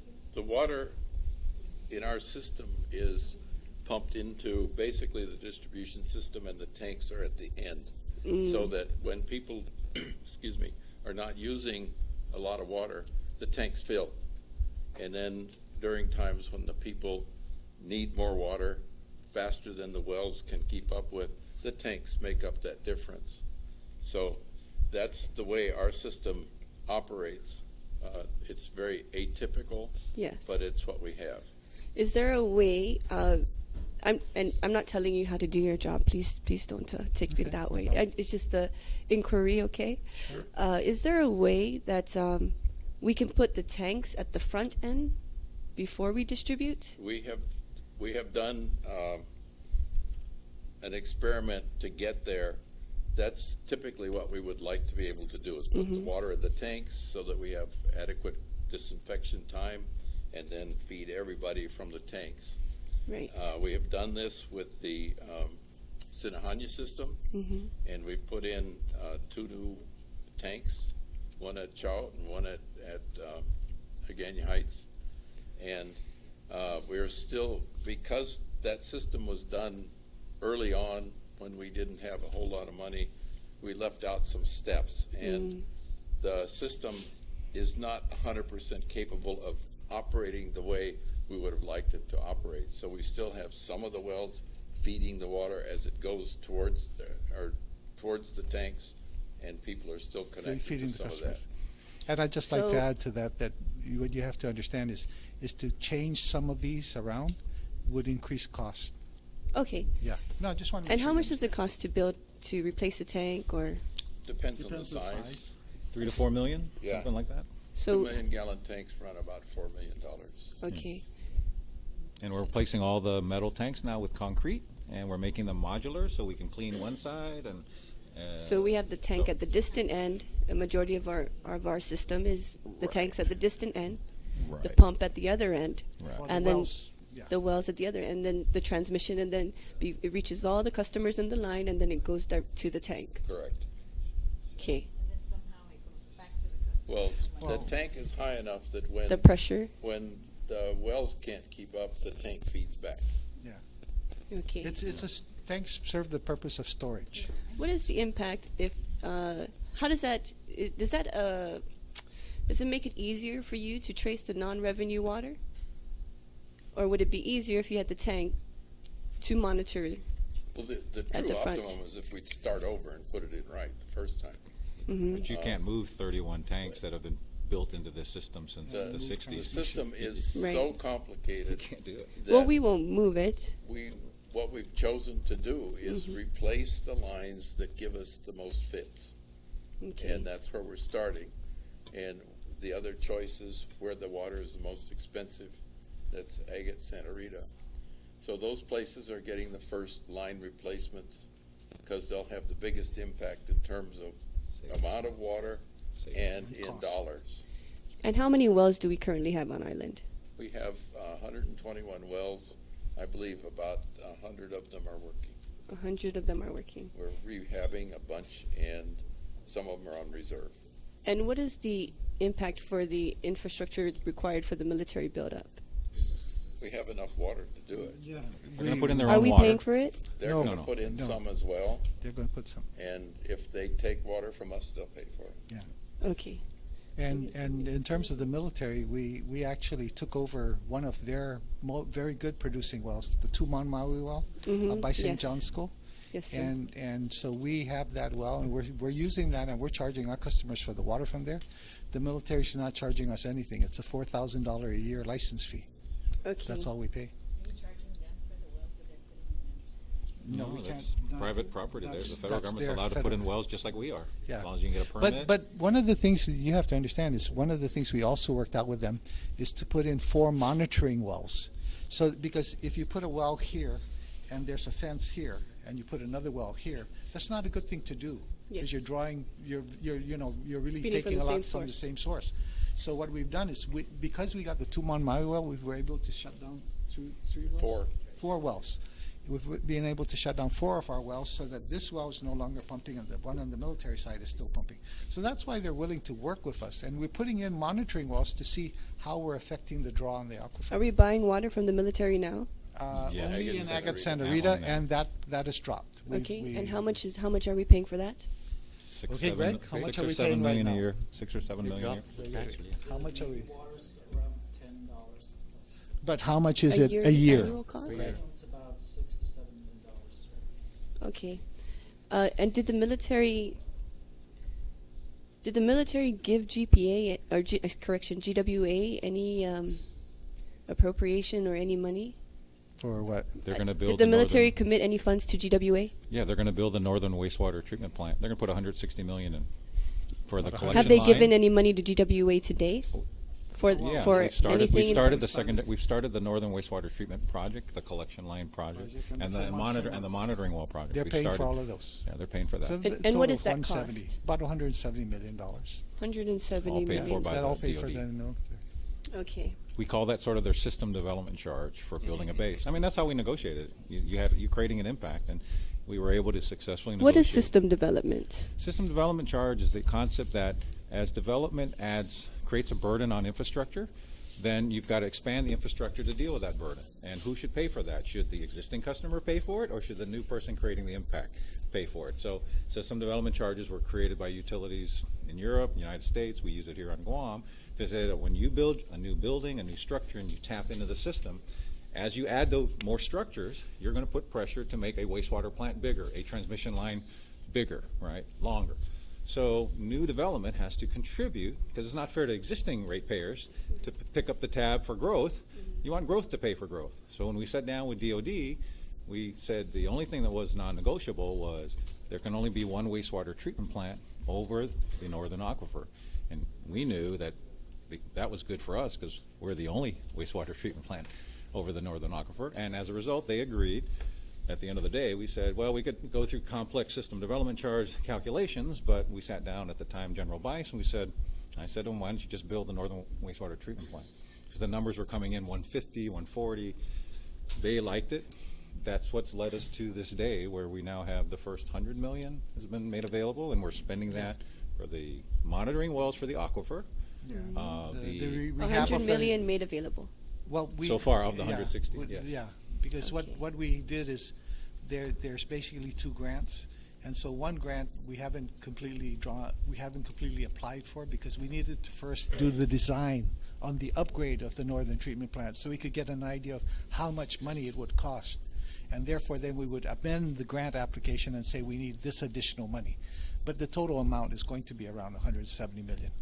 So they agreed to build To upgrade. to upgrade, and expand. but The you still northern- need to go through a grant process with them, and they Well, still need to the approve way it. it worked out is this is an OEA grant, Office of Economic Right. Adjustment It's grant. just a process It's that a goes process that we have to go through. The money was funded in two steps. It was funded by Congress last year and then this year also. And it goes to DOD, and then DOD gives it to the Office of Economic Adjustment, and they go to Adjustment, right. communities. And we say- apply for a grant. We apply and for the grant. So we've already applied for the grant. So it's all applied for. It's just that on there are 3 projects. The biggest one, of course, is the Northern Wastewater Treatment Upgrade. So on that one, we didn't have a number for the total amount we needed. For the rehab of the wastewater line coming down from Anderson, we could figure that out. I said, oh, it's going to be around $30 million. We knew that one. For the 4 monitoring wells, we had a pretty good idea. How much would that cost? For the upgrade, that's a new thing.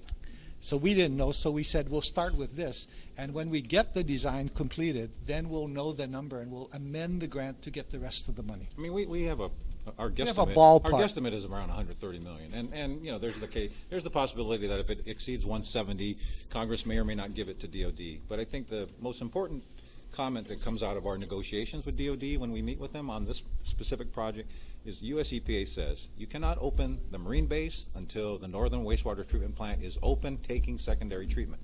So DOD has every incentive to make sure we open our plant get on this time, because done. then otherwise they can't open the base. So you mentioned system development, right? So this is a grant that No, this is money taken from citizens who are They're- connecting to the system for the first time, Okay. building a structure. This pay- is a local law. right, It's a- right. Okay, It's a okay. local law that I you mean, that's pay what on it's- top of your, you know, it's a pay, you pay it to GPA, you pay it to GWA. The biggest number is GWA. Okay, and this money is used To primarily pay for like system expansion.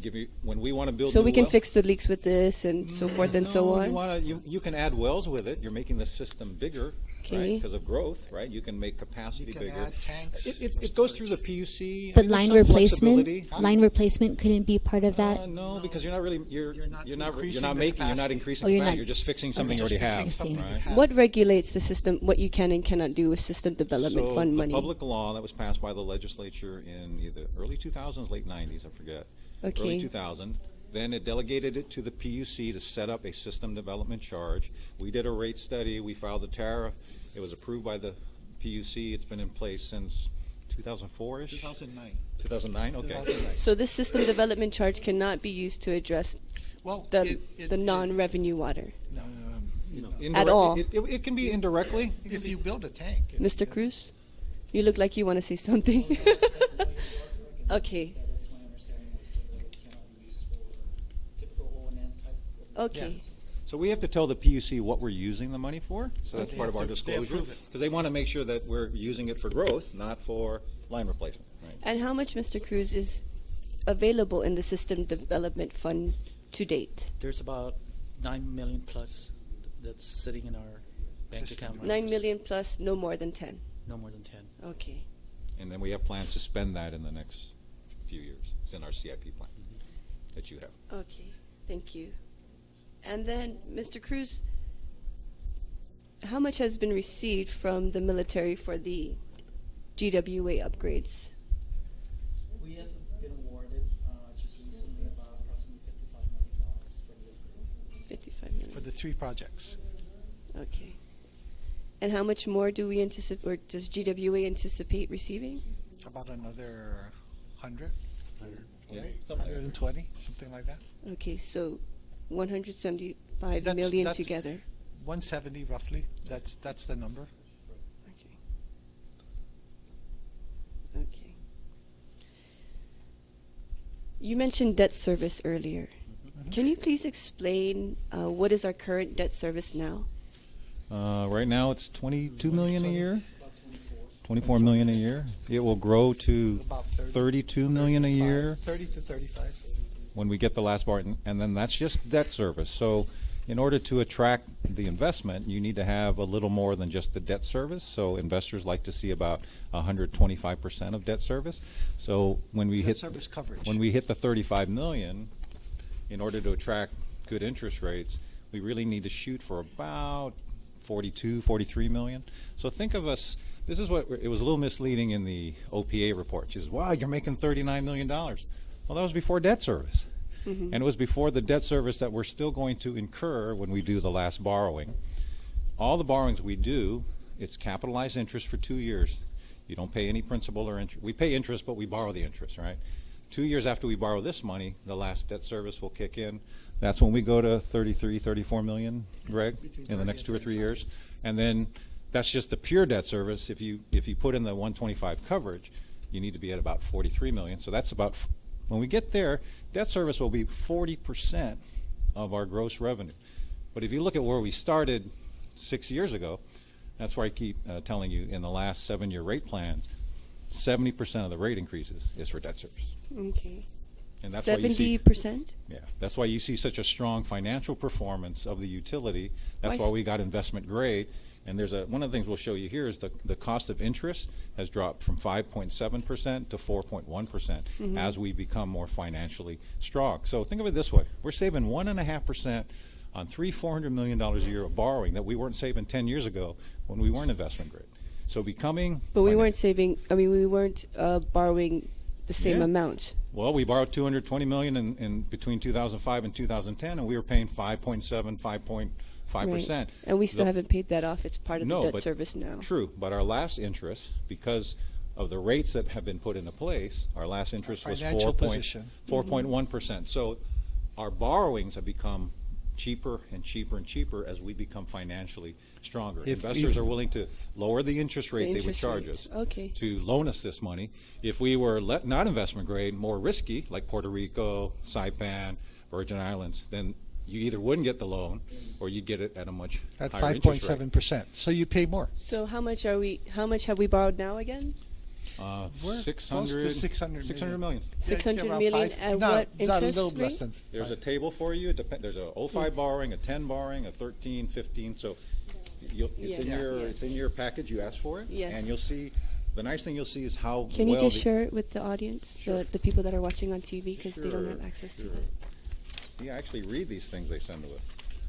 Well, if you get it 30 minutes before the hearing and you have to filter through 300 I've been doing this for 15 years. I kind of do this in my sleep. I know. So if you look at this one, Guam Waterworks Authority Supplemental Information, page number 4, you will see the summary of the cost of borrowing. In 2005, we borrowed $101 million at 5.76%. In 2010, we borrowed $118 million at 5.8%. In 2013, we borrowed $172 million at 5.5%.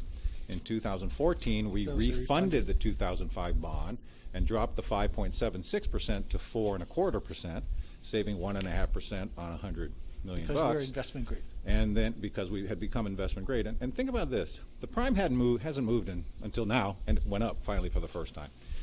This improvement in interest rate was strictly from the financial improvements of the Guam Waterworks Authority. So we're always faced with this dilemma.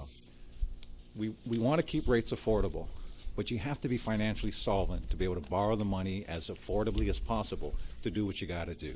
So you're always striking that balance between charging rates, having a 5-year rate plan. This 5-year rate plan is 13 through 18. We've been raising rates since 04. So the whole trick is, how do you borrow $670 million? You spread it out over 20 years, and you incrementally move rates. And that's kind of been the battle for us. But as we've done that, the financial markets have said, you're stronger financially, you're more solvent, I'm going to loan you money at lower interest rates. Even though the prime didn't move during this period, strictly by the improved performance of the utility. So we're paying for a system and a utility that is stronger financially and is performing better and is building things for the future. Yeah, our water bill's gone up from $45 in 2003 to $65 in 2017. That's what the average residential power bill. So it's gone up $20 a month. That's not easy for many people. But over 15 years, $20 a month, I'm sure cell phones have gone up more than that. I know gas has gone up more than that. So that's how you eat this big elephant called, fix your system that we should have fixed. And it's going to be a 20-year program to raise 670 plus 80 from the EPA plus 170 from DOD. $850 million is coming into Guam through ratepayer and other assistance. And it's taken us 20 years to get it in here, put it in the ground, and then we got to maintain it. That's been the story of GWA for the last 15 years. Thank you. Thank you, Madam Chair. You mentioned advancements over the past few decades, going from Hanamtaki to where we are now. And it's my understanding that some municipalities bottle water locally for sale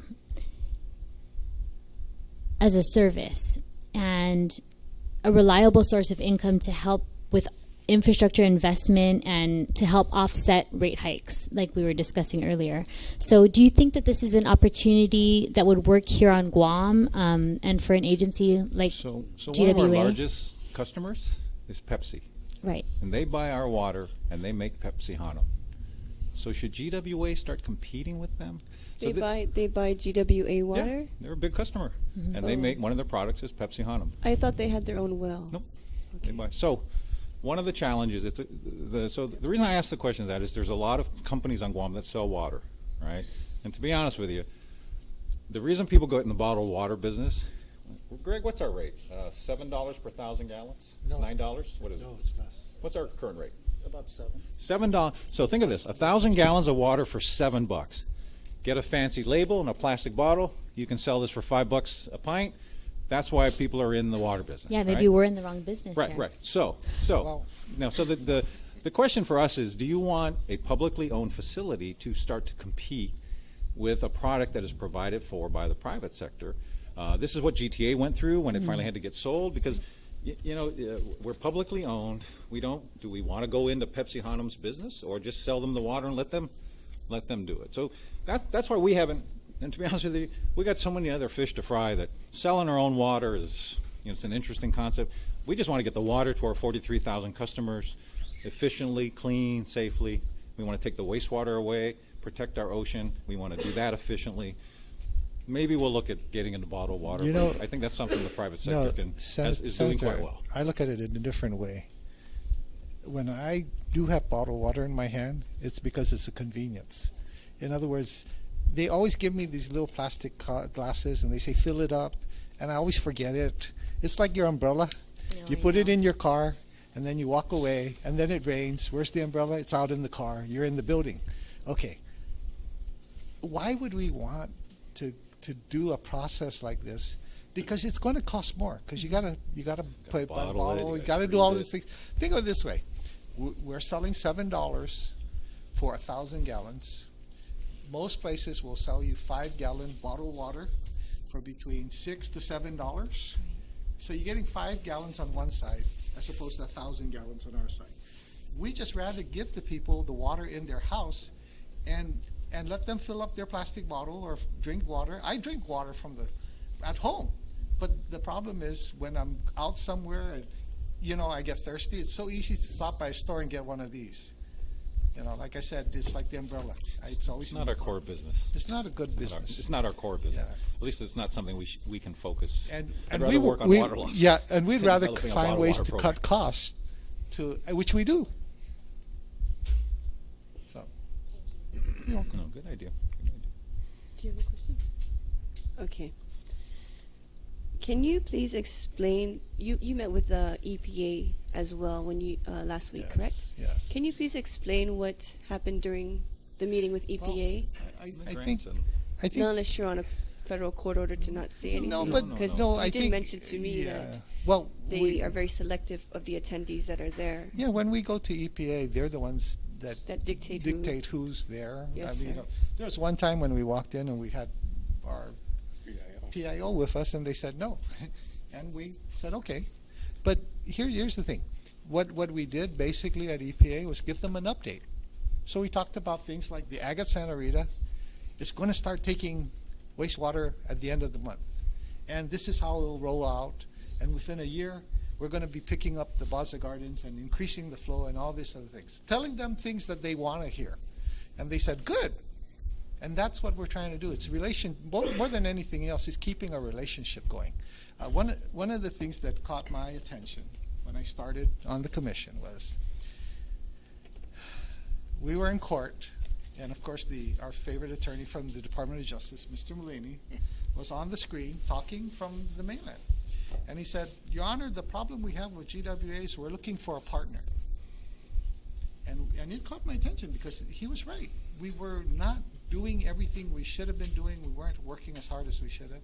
So we came out of that 2010 negotiations with him, and I turned around it on him and I said, you know what, we're looking for a partner too. So we need you to help us. And they have. And so it's a partnership. It's a relationship. Is it a perfect relationship? No. There are times when we want to say, what's wrong with you people? But you know what? It's a good relationship. We've developed a better I can tell you, and I think you can even ask, Simon's been around longer. He's from day one. I can tell you he doesn't get a lot of calls from US EPA anymore. He used to get calls from EPA. What's going on? Come on, hurry up. You got to do more things. I can tell you, I don't get a lot of phone calls from EPA. You know who they're calling? They're now calling the general manager. They're calling the management and How are the grants? how are the grants doing? How are things doing? How can we help you? They're not calling us anymore. But we do have to occasionally sit down with them because it's a relationship.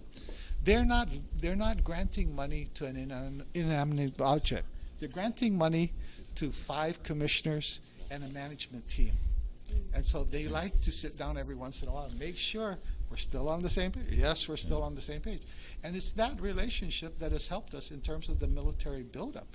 Actually, in the first military buildup, we have the military, they were even going to upgrade the Agana wastewater treatment plant because we said the military buildup is so big that the military people, the impact is going to be island-wide, not just limited to the north. Then they scaled it down. They really scaled it down. I said, okay. But they are now our partner.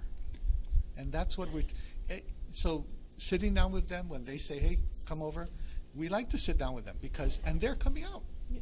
They're coming out to So what visit. was discussed during the meeting and the conclusion of the meeting? Well, I think the chairman's right. It's mostly the grants to make sure we're spending that money. But, I will say this, and Vice Speaker Terlai will appreciate this. So we're under an enforcement action.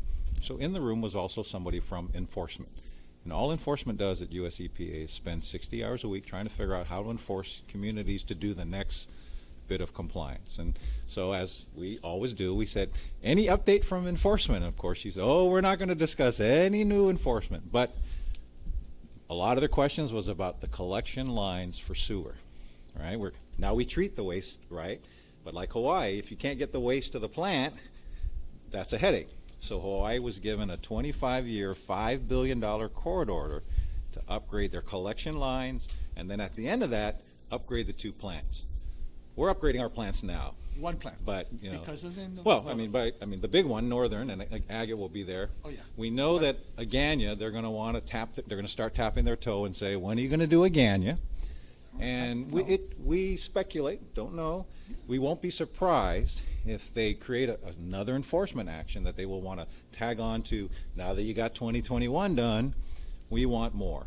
And our tactic has always been, at the end of the day, no matter what you want, the community only has so many resources. So I think what the chairman was alluding to when we talk about this, we borrowed a big chunk of change. We've got rates that support it. If we can manage it wisely, pay down debt, push off new obligations far enough along that as we pay off the 2005, 2010, 2013 bonds, or pay them way down in 2028, 30, 35, right? Then we can talk about reborrowing, recapitalization, but you use the existing debt service, existing rates, and finally put a lid on the rate hikes that have challenged us. I think that in utility rate setting 101, that's your perfect goal. Try to get the rates at a point where they generate debt, they pay back debt, and then you recapitalize. When does 2005 mature? Well, now, when we rolled it over in 2010, is it still 30? 235. Okay, Still 235. 235. So we've still got 20 years on that. But, 10 years from now, that's going to be down to $50 million in principal. Maybe you can borrow $50 million and you don't have to raise the rate because it's already in the rate. The debt, we can afford with the current rates $42 million worth of debt service with the debt service coverage. All right, that's kind of where we're at. All right, so one tactic might be to say, EPA, God love you, but we just swallowed a $670 million bite to eat. We got to chew that food and we got to digest it and we got to knock it down. Maybe 7, 10, 15 years from now, we can talk about incrementally doing some more stuff. Right? But this is all speculative. We don't know what they're going to ask us to do. We don't know when they're going to ask us to do it. But we're not. This group is not afraid to say, look, this is all we can afford, and spread it out. And that I suspect that will be our tactic. But we do it based on showing them that we're making progress. Yeah. In other words, that's the important thing, that we're showing them we make progress. And as Simon has said, we could say, okay, we'll just borrow more money and we'll spend some of this money on paying down debt. But I think what we'd really prefer to do is not borrow any more money and kind of take that other money and keep doing capital improvement projects, internally funded capital improvement. Replace lines, replace sewer lines, replace water lines, upgrade the system to really make it work for our community. And we've got the money in the current rates, and we have to figure out what we're going to do with that last year. And let me just point out the way that works, it's called a true-up. So we go to the PUC and we give them, 5 years ago, this was our best guess. One of the biggest things that allowed us to save some money, and not the only thing, but one of the biggest things was the power bill. GPA used to spend $1.7 million. Now it's spending $900,000 a month. Well, that $8 million in savings translated to a lower rate increase this last time out.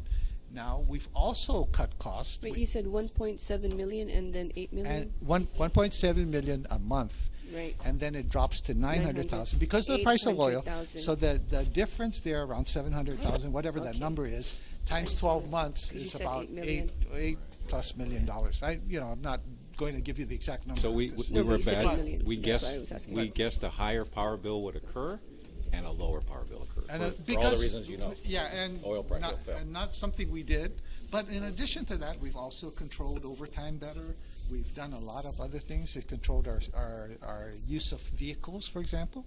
Yes. We've cut down on the number of vehicles. You looked for cost-saving measures in We've operations. looked for cost-saving measures in operation, too. Right. And I understand that you're going to hire more personnel. We have in the plan to also- hire more people because we do need more people. There's two ways of looking at things. Sometimes these are the two bigger picture things. Okay, when you don't hire more people and you need them, then you start making people work overtime. Right. So at some point, what you need to do is fully staff. Now this is where we're looking at our human resource needs, and we're going to fully staff where we need to. Some of the processes that we're putting in, the secondary treatment plants that we're talking about, Yes. that's a different ballgame. How many more personnel are you looking to hire? We're looking to hire about 59 this year. Okay, and how many of those specific personnel can you use to address the non-revenue water? They're all, see, that's the problem. We don't separate that out. Why not? Because everything we do addresses non-revenue water. As I said earlier. Well, apparently not if we're losing more than half.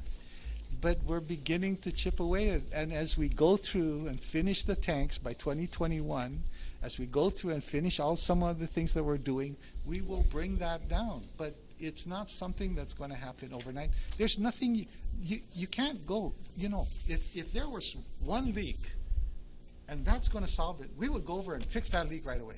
It's not that simple. It's a combination of things. I thought the increase in personnel was to decrease the PMO. Well, that too. We're beginning to do that. But you're saying- But it's also to fully staff things that we need to staff. Okay, here's the thing. When you put in more lines. Decreasing the PMO is supposed to save costs, right? Switching that out to Yes, in-house personnel. For But you're some of saying those now things. that we might not see that kind of decrease in cost if you actually need Because more the PMO, employees the PMO that we have in place is more on the engineering side. Mm-hmm. It's not on the operational side. But as you fix these lines and put these lines into place, you need to maintain them. In other words, in the past, that's what we've done. We've put in pipes and sewer line, and then we've just forgotten about them. We've never gone back. So now we need personnel who go through and do CCTV. In other words, they go through regularly, routinely, and send a camera down and see how the line is doing, so that we can get to it before it becomes a problem, so that we can get to it before we have to completely replace a line like we're doing down here. So you need to do certain things. That's what we're going to do.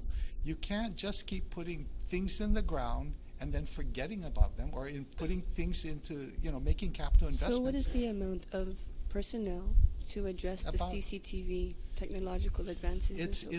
It's a number of things that they're going to do. I mean, I don't know. I can't tell you. Maybe this can help you, Mr. Mr. Kent? Chair. Okay. This plan is due to the PUC soon, right? Well, it's to a number of things. This is in Mr. Berdallo's letter to the chairwoman. It was a specific question from the prior. So on the last page, page 4, he talks about the manpower report with regard to item 8 relative to information on additional full-time employees, and he shows the 59 people that would be hired. So 27 are going into water. Now, Miguel's not here. I'm sure he could tell you with much greater detail, Where- where. Okay. But I know some of it is to do leaks, because right now the poor guys that are pulling out the meters when someone doesn't pay are the same people that are supposed to be also fixing leaks, and Right. we don't have enough bodies, right? So- So I just know half he's of got that 27 specifically are addresses going to go that. into water, 11 are going to go to wastewater. You have the new plants, right? Okay. 2 into compliance and safety, and then 19 are going to customer service, the lab, the new lab we're building, IT, and engineering, to replace some of the. So we are beginning. So that's the 59. the split of the 59. Almost half are going to water operations, 27. 20% are going to wastewater operations. And I was. But in terms of in terms of non-revenue water, for example, some of those that are going into engineering may work on an engineering project that addresses a line replacement that addresses non-revenue water. Right. So you can't. There's no way to just say this just does this. Again, Well, no, I understand. yeah. So therefore, all 59 are needed, and and the work that they do, along with the work that the other 300 people do, or 330 people, I forget how many we have.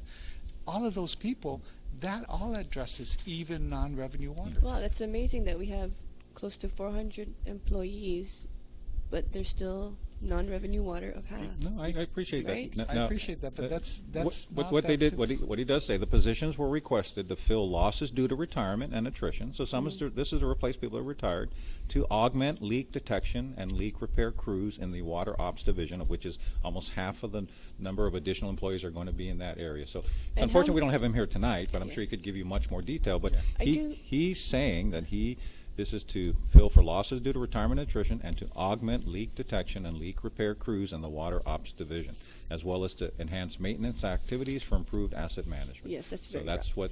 The other thing that's not just to share with you, there were over 400 employees at GWA in 2002 when we took over. We have fewer employees today with a much bigger system, even after we add these people. Yes. So we've been tightening our belt. We've been getting smaller, but you also have a more robust system now, Yes. and a lot more moving parts, and we got to make sure it And continues technology to move. has improved also, right? The Correct. technology of the Correct. okay, great. Correct. And so let's talk about the PMO. I was in a meeting with the PUC where GWA was going to extend a contract or of some sort for $2 million. Can you please elaborate on that? Well, Well, just to start, so the PMO was first brought on since 07, 08 to help us do the master plan. When we took over in 03, we had one engineer. How many engineers do we have now? 11, 15? They're all, PEs. We had nothing, okay? And then we have a court order says you got to build all this stuff, and we had never built any of this stuff. So the whole concept of the PMO was to provide expertise, especially in terms of basic information and construction management, to get us to start. So it's consultation. Well, even more so. Even more so, they I mean, design some of the stuff that we had to do, and training and and projects, they train, because and we only had projects. 1 or 2 engineers. And when you're doing what turns out to be a $500 million construction project, and you've never done it before, to presume that somehow our one engineer was going to figure it all out was silly. So we started. Everyone agreed. We brought on a PMO. PUC agreed as well. And the issue now is, now that we're on the back end of this whole court order, how do you still need them, and to what degree? And that's where, rightfully so, the PUC says, hey, can you, now that you've got more engineers, can you shift more to them? We're going through that process with them. I think we've reached a collaborative agreement with them to phase them down. But when you look at all the numbers, we still got $300 million of CIPs to put in the ground between now and 2021. So it's a supplemental expertise that, hopefully we're not building $500 million every decade that we need to supplement. Because some of this expertise, like if you've never built a secondary treatment plant, like we didn't have anybody in-house. We'd never built one before, so you would never expect GWA to have an in-house engineer expert on secondary treatment. Brown and Caldwell, the PMO, they go get us the experts, right? So it's accessing expertise that GWA did not have internally in order to be able to just pull off what we've done. You're right, we're trying to phase them down as we add resources. As Paul mentioned, they do training for us. I think it is being phased down. How much do you have on reserve? For what? Do you have a reserve account? We have lots Does of GW reserves. have? Well, How much are you money do you talking have on financially? reserve? Yeah, financially. Okay, they're broken down into reserves that are required by the bond indenture, Okay, Okay, by the and then- bond indenture. Yes. Okay. The bond indenture, it's like, you know how So you how borrow. much? How much? Okay. Greg? And you can what are break the- it down what are in the- accordance with the bond yeah. indenture. So what are your reserves? Overall, there's approximately about $40+ million that we have in reserves, just related to the requirements set forth by the bond indenture. We also have reserves, internal reserves, that over and above what we're required to put in as reserves, that we have, for example, So 40 million for the bond indenture, and then about additional. another 25 million for internal reserves. So that's the breakdown on that is there's about 11 million of 25 that is set aside for as a debt service reserve. Okay, 11 million for debt service. Yeah, I have another $4 to $5 million that's set aside for O&M, like a working capital reserve, 4 to 5. and about another 10 million, I believe, for internal capital projects. Okay. So I think that adds up to about 25. Close? Yes. So 40 plus 25, Yes. roughly. Okay. So 65 million in reserve, 40 million for the bond indenture. So what is being done with the reserve money? They are Not the bond indenture, but the O&M the internal and your reserves. internal capital, yes. We have not had to draw from the O&M reserve and the debt service reserve, but we have been drawing, we have been spending some of the monies that we've been able to set aside for capital projects. We've been drawing down on that since 2014. But this is not part of the 25 million. Yes, Yes, that's part of the that's part of. So how much is there now? 10? Today? Yeah, 10, today. 10 million for the which for overall for all three internal reserves? 65. So how much 25. is there for the O&M now? Okay, that's about 5 million. 5 million's there now. Yes, And how much is there for the internal capital? about 10, 11 million. Okay, so 16 million, Yes, okay. And sitting in the bank. sitting in the bank, Yes, just collecting interest. No, wait, that, you draw down on those, Greg. we draw down on the capital. And then we generate more money through the rates, and it goes up and down. It's not just sitting down doing nothing. I'm just wondering that we have money on reserve, but we're continuing to raise the rates. I don't So- think, we don't look at it like that. The rates is, the rate is rates paying is the debt service, service, right? So yes. the debt service, some of the money we borrowed, Right. we And are that's the 40 required, million. we're required to put in reserves. Right. So That's we the borrow the 40 reserve. million. I think, Greg, correct me if I'm wrong, if we gave you the financial statements, year ending 2016 and 15, if you look on page 23 of the financial statement, Senator, you'll see all the restricted funds, cash and cash equivalents, restricted and non-restricted at the end of the 2 fiscal years. I think I got the right page, right, Greg? Okay. So so where it says restricted, we can't touch it. Or we can touch it only like system development fund. We have to prove to the PUC, they have to approve the projects, Right. then they let us touch it. But So you can he see the debts, mentioned, look at the debt service fund, $46 million. Those are the reserves for the debt service, Okay. right? That's required by your bond covenants. He mentioned drawing down on the internal capital projects fund, about $10 million. So you draw down from it and then you replace it with The rates come in. Okay. The money keeps coming in, Money correct. keeps coming in. So we got $110 million, right? Money flows in, right? We pay all of our bills, and then we're able to put about $800,000 away in this, we call it, accounting calls it a fund. It's really just cash flow, right? It just comes into the checkbooks. But for system development charge, for example, there's $9 million in it, but that's a restricted fund. We go to the PUC and say, can we spend it? The reserve fund, there's a $4 million one. There's a debt service fund for $47 million. There's a capital improvement fund. All of these are restricted by either bond covenants or PUC order. Yes. All right, and then so some we can touch, some we can't. We can only touch with permission.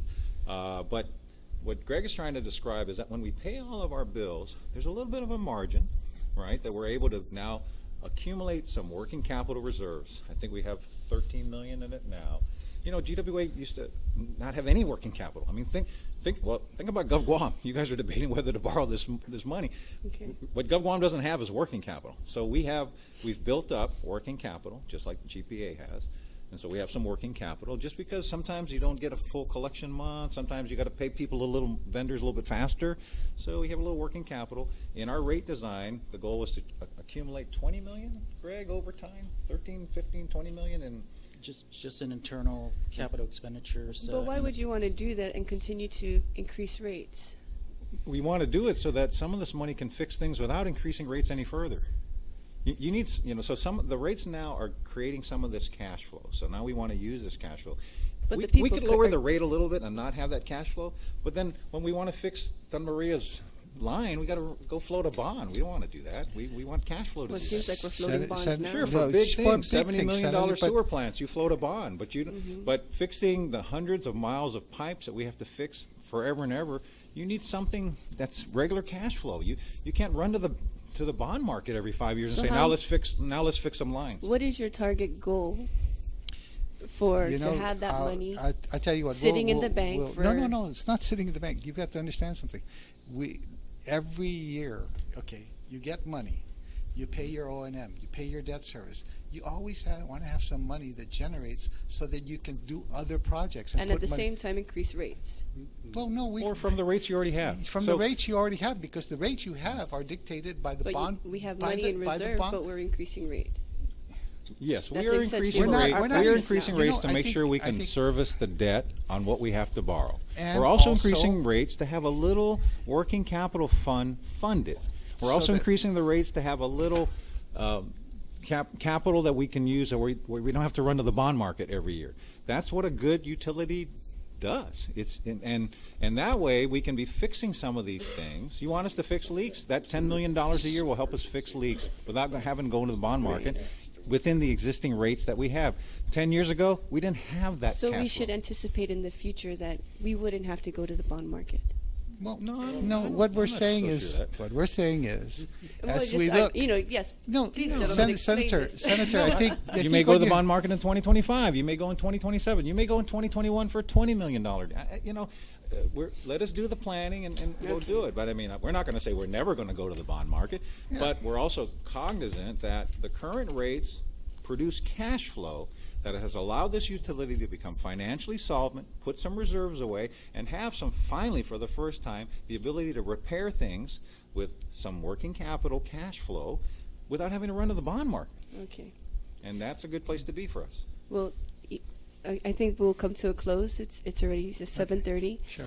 Thank you, gentlemen, for your time. I really appreciate it.